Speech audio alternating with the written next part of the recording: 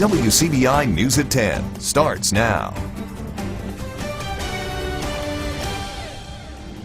Louisville City leaders took an oath today as they were sworn in to serve the city for the next 4 years. Good evening and thank you for joining us. I'm Selena Schaefer. Mayor Will Hill is set to begin his third term at the helm. 4 aldermen who served during the previous term will join Mayor Hill. Ward 1 Alderman Drew Massey is the only newly elected alderman. Mayor Hill says he's excited and looking forward to all the things the board will be able to accomplish. They always really do think about what's for the greater good of Louisville, not just for a single pocket of people or just one neighborhood or one community. I do think they're thinking in a bigger picture, and that's one of the challenges that we've had, or the charge that I've given in recent years, is let's think 5, 10, and let's even think 25 years. Let's think what kind of impact what we're doing today may have, because we've had an historical event, but as I said many times, we're trying to make history right now. After the swearing-in ceremony, the board held its first meeting with the new administrative body. During the meeting, the board approved to reappoint all of its department heads and to approve a payment on its landfill project. Meanwhile, 2 new faces are joining the Starkville Board of Aldermen. Patrick Miller is the new Ward 5 alderman. The seat was left vacant by the new Greater Starkville Development Partnership president, Scott Maynard. Sandra Sistrunk, is back in city politics. She was sworn in as the Ward 2 alderperson. She has previously served on the board. Alderman Ward 2 were sworn in during a ceremony this morning. Miller and Sistrunk are excited to see what they can do to help make Starkville better.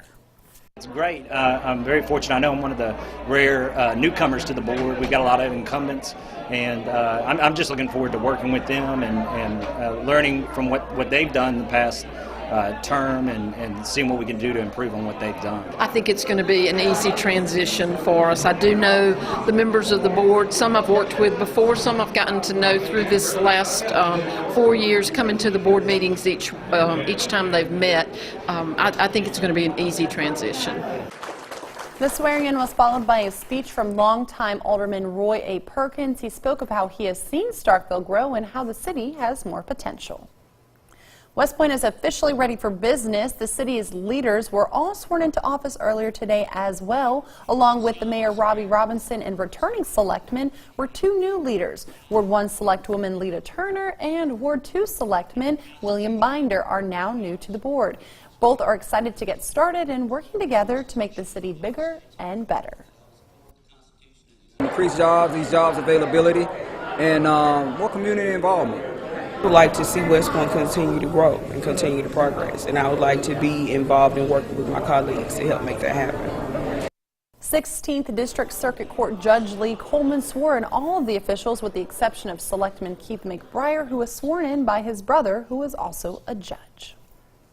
A search warrant ends with 3 men facing drug charges in Monroe County. Randall Reynolds, Stephen Love, and Joshua Zappa face charges ranging from possession of a controlled substance, sale of a controlled substance, and tampering with evidence. Last week, North Mississippi narcotics agents executed a search warrant on the 700 block of 3rd Street North. Investigators say ice was found at the home. All 3 men are in the Monroe County Jail. Reynolds' bond is set at $30,000. Love faces a $20,000 bond, while Zappa's is $5,000. All 3 have holds for the Mississippi Department of Corrections. 2 children from North Mississippi are among the victims of a weekend plane crash in Georgia. The coroner in Murray County say 10-year-olds Austin Day and Kinsley Wilson of Corinth were killed when the plane they were in crashed about 90 miles northwest of Atlanta on Saturday afternoon. Their grandmother, 61-year-old Mary Jo Yarbrough, and her husband, 55-year-old Dexter Gresham, who was piloting the plane, also died. A Federal Aviation Administration spokeswoman says the Piper PA-23 went down around 4:45 p.m. The area is near the Tennessee line. Time now to turn it over to weather for our first look with Chief Meteorologist Keith Gibson. Keith. Hey Selena, we've had some showers and thunder showers around this evening, some lightning, some locally heavy downpours. This is our Alpha Insurance time lapse from Columbus, and you can see some of these budding showers we had in Lowndes County just a few hours ago. A lot of the activity now is shifting into Lamar County, Alabama, and now into Fayette County, Alabama. So still some pretty good downpours in parts of the area. And back to the northwest we go. Still a little bit of rain here in Pontotoc County too. A lot of rain and thunderstorm activity across the northern third of Mississippi and Alabama today. A lot of that is winding down, but some of that could linger here. Low 70s, warm and muggy tonight. Now, tomorrow's the 4th of July. Don't forget about this. You probably are aware of this. It's going to be warm and steamy. 70s to start out, some showers possible in the morning. Again, the chance for some afternoon storms. The full forecast in just a few minutes. Well, the lights are back on in Tupelo, and officials at the city's electric department believe they now know the source of recent outages. Customers of Tupelo Water and Light experienced the third power outage in the past 60 days last night. Light and Water Department General Manager Johnny Timmons believes wildlife, specifically raccoons, have been getting into a major substation that supplies power to a large portion of customers. The department will install a barrier to keep them out of that area. Crews were able to get the power back on last night within an hour. We've come up with a solution. It's called Structure Guard. It'll be actually manufactured. There's 16 structures in this 46 yard, and this Structure Guard will protect all 16 of those so that animals, wildlife won't have access to get up into the 46 bus. Timmons says that crews working together were what made that power outage be able to come back on within an hour. The goal of a new program at Baptist Memorial Hospital Golden Triangle is to keep doctors in the area. It's the internal medicine residency program, and the first class received their white coats this morning. The coats represent the 6 medical residents officially joining the community. Director Dr. Christopher LeBrun says that the program is a big deal for the hospital and community. He says the state's one major training program is in Jackson, and that doctors tend to stay in areas where they train. With this program, it is hoped that doctors will remain in the Golden Triangle where there's a great need. It's been said that communities make up to $1 million a year by keeping one primary care physician in the area. They're worth that much. You keep the pharmacies here, you keep the tests here, you keep the x-rays here, you keep the patients in the hospital here instead of shipping off care to other places. WCBI sponsored this first white coat ceremony along with Cadence Bank. Welcome to Columbus. They're from all over the country, and many have plans on making this area their future homes. Once their 3-year residency ends, that is. Our WCBI's Joy Talley has the latest on these future doctors. I've always wanted to help people somehow, some way. That's why Chadwick Mays has worked for years to get where he is today.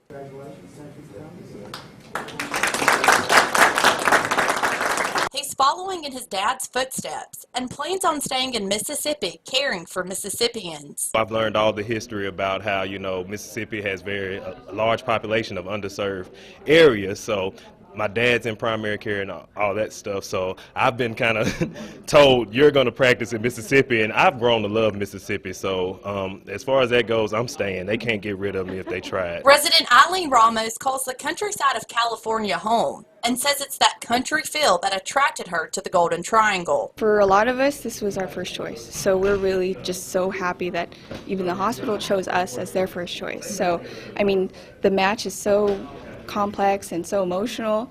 You really want to be in a place where you feel home, and I know for me, that's what I felt at the end of the interview. So it's really like a dream come true to be here. Politicians may debate health care, but these new doctors are committed to providing the best personal care possible. We just have that kind of motivation to just work through it. No matter what, I'm going to be that kind of doctor who's just going to figure out the system for my patient. It doesn't matter if there's a new law, there's a new regulation, there's restrictions, whatever.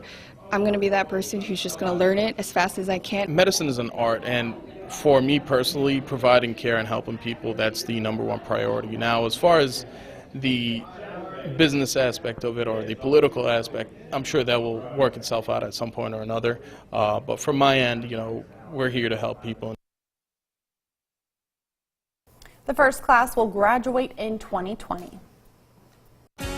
In Columbus right now, we are at 75 degrees, 100% humidity at the Air Force Base. It's a steamy one out there, and we will stay that way for the next week or so. Daily rain chances, the heat index at times pushing 100 degrees. The full forecast is next. Your first alert weather forecast with Chief Meteorologist Keith Gibson. Scattered showers and storms across our region today. This is our Alpha Insurance time lapse from downtown Tupelo. We had passing showers and thunder showers this evening. We had some heavier rain earlier today just to the west and north of Tupelo. But right now things are dying down a little bit. We may see some additional storms and showers, perhaps late tonight, but again forward tomorrow too during that daytime heating. Big towering cumulonimbus clouds, that's what we had out there today. That was looking east out of Sulligent, Alabama. You can see how tall some of these were. Now, some of those clouds did produce a little bit of rainbow activity. That was the view in West Point this evening. Always nice to see. And this photo is kind of dark, but you can see, again, these towering clouds looking down from Una towards West Point. And those were the clouds that produced those showers in northeastern Lowndes County and now over here into parts of Lamar County, Alabama, right there. So those clouds I just showed you were the beginnings of that, and that's pulling out of our area, and still a little bit of rain back to the northwest here as we try to advance the radar. Ooh, it's always nice when the weather computer cooperates. The activity back to the northwest is finally showing signs of weakening here. We had some heavier rain up here and even a little bit of wind damage up there near Boonville today with some gusty wind. Now, our next system is way out here in Oklahoma City. There's Oklahoma. And there's going to be a little area of low pressure. You can almost see a little bit of a swirl there. That remnant circulation is probably going to move across Arkansas later tonight and probably spin up some additional showers and storms for us, maybe late tonight, but definitely during the day tomorrow. As long as that thing's in the region, we will see some scattered showers and storms pop around here with this juiced up atmosphere. So maybe not a lot of activity in the morning hours, can't rule it out, but as we get into the late morning, into the afternoon and evening, scattered storms and showers possible. Not everyone will see it. Just have a plan B in case you do have some outdoor plans. And again, let's hope for the best for the fireworks tomorrow. As we get into Wednesday and Thursday, much the same story, scattered showers and storms in the region here. So if you're new to the Deep South or if you've been living here forever, you know the drill. Frequent lightning, torrential downpours, gusty breezes with any summer storm. Now, some of these may pulse up and produce some damaging wind gusts and a little bit of hail. Can't ever rule out a severe storm during the summertime here in the Deep South, but overall, the severe weather threat on a widespread basis is going to be relatively low. But if you get underneath one of these storms, it could produce some pretty good downpours. 75 degrees in Tupelo right now. Humidity is high. It is a steam bath out there across northeast Mississippi and west Alabama. 70s. West Point, you're still reporting 81, 80 in Macon, 81 in Aliceville. So a little bit warmer, especially in the south where we didn't see a lot of rain today.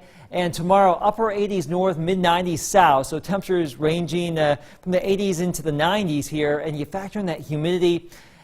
Before any storm tomorrow, we may be pushing the upper 90s to around 100. Same story on Wednesday, too. And we can actually copy and paste this over for the next week. And let me show you that with your 7-day forecast. So pretty warm, pretty steamy here. Again, tomorrow is the 4th of July holiday. If you do have some outdoor plans, just be aware there could be a few storms around from time to time. Wednesday, Thursday, Friday, there's some additional storm chances for you. And also into the upcoming weekend as well. There's your forecast. More of the show after the break. You're watching WCBI News at 10 with Selena Schaefer. Welcome back. Well, it's pool season, and with those hot temperatures that Chief Meteorologist Keith Gibson was telling you about, it is no wonder. Well, we talk pool safety in tonight's Health Talk with Baptist. How can pools be dangerous for your child? Hi, I'm Dr. Andrea Morris, pediatrician at Baptist Memorial Hospital, Golden Triangle. Summer is a time for fun in the sun and enjoying the pool with family, but this can quickly turn into a trip to the emergency room if you're not diligent about protecting your child against some of the most common dangers that come with warmer weather. According to the U.S. Consumer Product Safety Commission, about 350 children under 5 drown in pools each year. Nationally, drowning is the leading cause of death for children under 5. By following some basic pool safety tips, your backyard pool can be a safe and pleasurable experience for children. Always supervise your children when they're in or around a swimming pool. They require constant monitoring without distraction. Secure your pool with a climb-resistant fence that is at least 4 feet tall and with a self-closing, self-latching gate without nearby furniture. Gate doors should open away from the pool.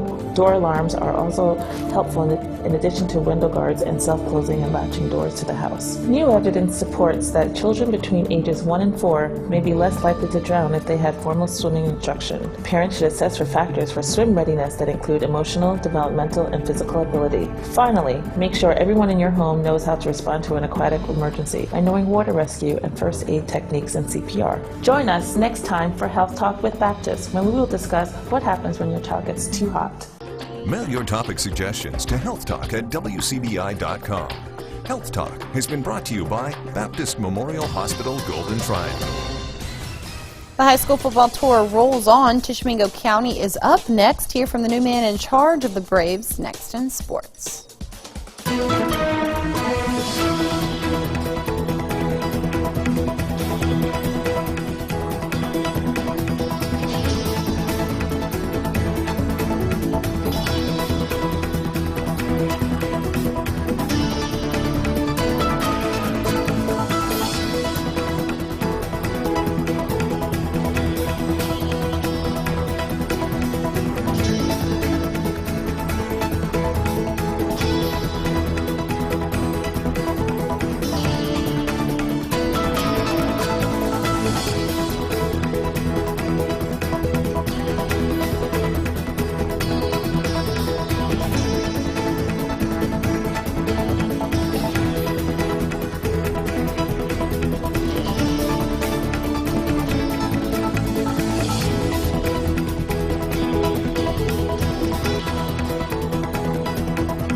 WCBI Sports with Tom Ebel.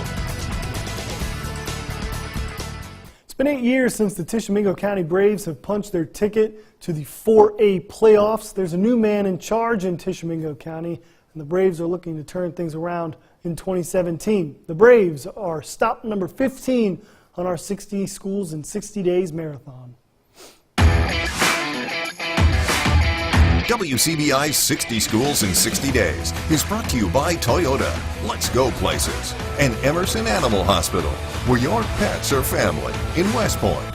It's a new era in Iuka. Ray Weeks takes over as the man in charge of Tishomingo County football. The new head coach returns to the game after a 2-year absence and is looking to turn things around for Braves football. It's just an opportunity to come in and try to rebuild another program, and work hard and, have some success. And I think it's a good opportunity here. It's a good area of the state to live in. It's a good school system and very intriguing opportunity. Football machine. Coach Weeks will bring his up-tempo style and more than a decade worth of football knowledge to the Braves. The players have had a chance to learn his new offensive system during spring practice. We've learned a lot. We had to get a lot in before the spring game, learn a whole new system.